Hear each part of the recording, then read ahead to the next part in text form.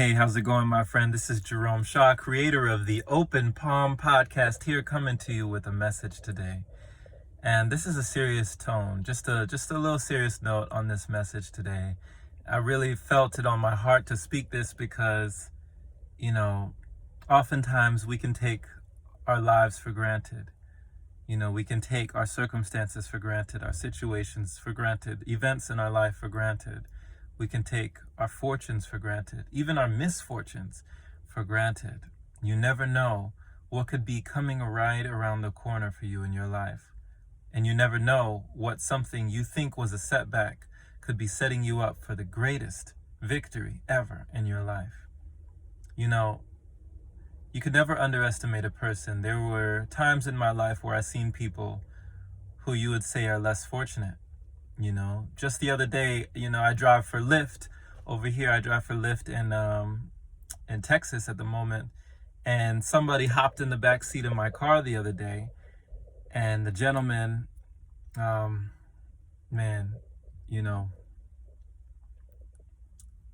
hopped in the back of my car and he gave me a $5 tip just for waiting for him because he took longer than 5 minutes to get to the car. Usually Lyft will tell you to call that person and cancel the ride and keep going, and they'll pay you for that. They'll reimburse you.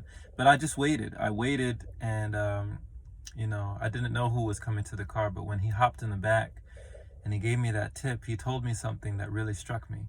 He said, man, the woman of my dreams, the girl of my life, the woman I want to be with, we had an argument yesterday, and last night she ran out and she got raped.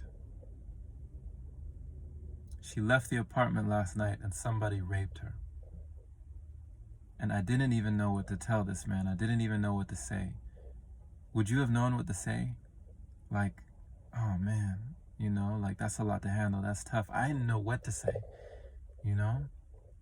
I was almost speechless. I was just like, whoa, Then his sister was on the phone. He's talking back and forth with his sister as I'm taking him to his destination.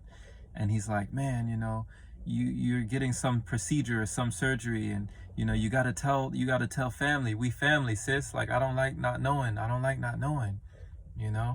And then he got off the phone with her and he was like, man, my sister, she's not telling the family like what she's going through. She's not letting me know. She's having some operation, and I don't even know what a hysterectomy is, right? And my mom got a hysterectomy, so I had to let him know that, that's when they extract all the female organs. They take everything out. And he was just silent. He didn't know what to say, and I told him I'd pray for him. The other day I seen somebody out there outside of a convenience store with his kids, or with some kids in the car, in this Jeep. And when he got out of the car, I noticed that he was wearing shorts, and underneath his shorts, he had no legs. He was an amputee or some sort of an accident. Maybe he was a war veteran, a soldier who fought in the army. Who knows what happened to him? Wounded warrior, who knows? But the man was driving with no legs. He was driving with metal legs. And he was driving his children. His children were in the car. Now, this man didn't look like he was complaining. He didn't look like life had gotten him to the point where he had given up. But he could have given up, right? Even if the world counted him out, he wasn't counting himself out. And as I think about this, that is something to be said, where the person who hopped in the back of my car, the woman of his dreams got raped, and just badly mistreated by someone, and he felt powerless to help. Where his sister's getting an operation that he knows nothing about, and he felt powerless, felt helpless. And he kept saying to himself, things are getting worse and worse. Before I dropped him off at his job at a Chinese takeout place, he said, things are getting worse and worse every day.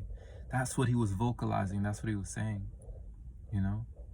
Whereas the gentleman I seen and I observed, taking his kids to the convenience store, to the restaurant, had no legs. And he looked strong, right? His whole upper body was strong. Like he looked like he does push-ups and lifts dumbbells, does sets, heavy weight every day, right? He didn't give up on life. He hadn't give up on life. What I'm telling you is you don't give up. You press on, and you always know that things could always be worse, but don't expect them to be worse, right? It doesn't mean you don't have to be prepared. You can expect the best and prepare for the worst, but realize that life is what you make it. Even if any circumstance happens in your life that other people count you out, that other people say, oh man, how unfortunate. Don't be so sure, right? You decide what is fortunate and unfortunate in your life. You decide what you will make of your life. You decide the person that you will become ultimately.